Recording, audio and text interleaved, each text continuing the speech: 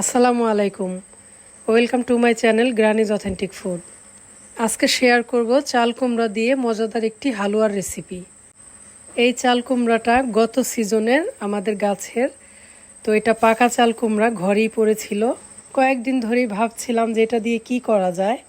তো আমার শাশুড়ি মা একটা আইডিয়া দিল। উনি বললেন যে এই চাল কুমড়া দিয়ে নাকি খুব মজাদার হালুয়া তৈরি করা যায়। তো আজকে সেই হালুয়ার রেসিপি করব, আশা করি আপনারা সবাই এনজয় করবেন। তো এটাকে প্রিপেয়ার করে নেওয়া হচ্ছে হালুয়া বানানোর জন্য। বিচির সাথে থাকা ভেতরের এই নরম অংশটাকে ফেলে দিয়ে এইভাবে ঝুরি করে কেটে নিব। এরপর এটাকে সিদ্ধ করে নিব 70 থেকে 80% মতো।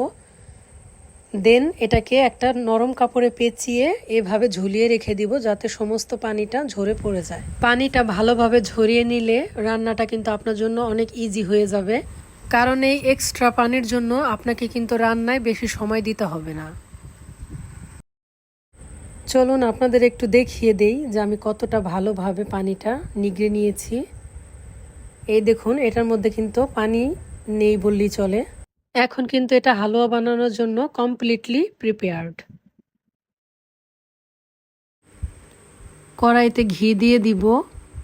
আমি হালুয়াটা ঘি দিয়েই তৈরি করব, কোনো ধরনের তেল ইউজ করব না।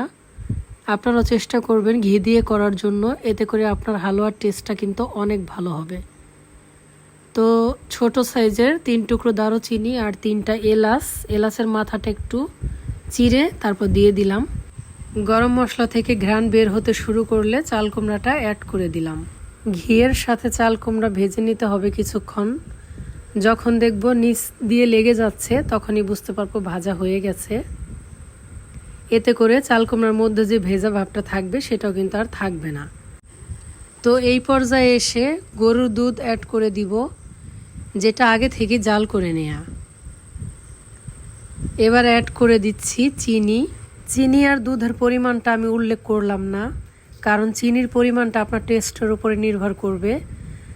আর দুধের পরিমাণটা আপনি 500 গ্রাম থেকে 700 গ্রাম বা তার থেকে বেশিও দিতে পারেন।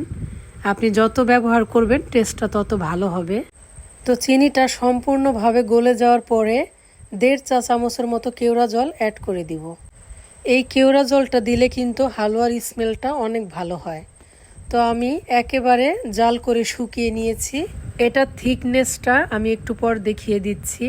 তার আগে বলে নেই, এই চাল কুমড়ার হালুয়াটা খেতে কিন্তু ভীষণ সুস্বাদু হয়। আপনারা এই নতুন রেসিপিটা একবার ট্রাই করে দেখুন, ভালো লাগবে।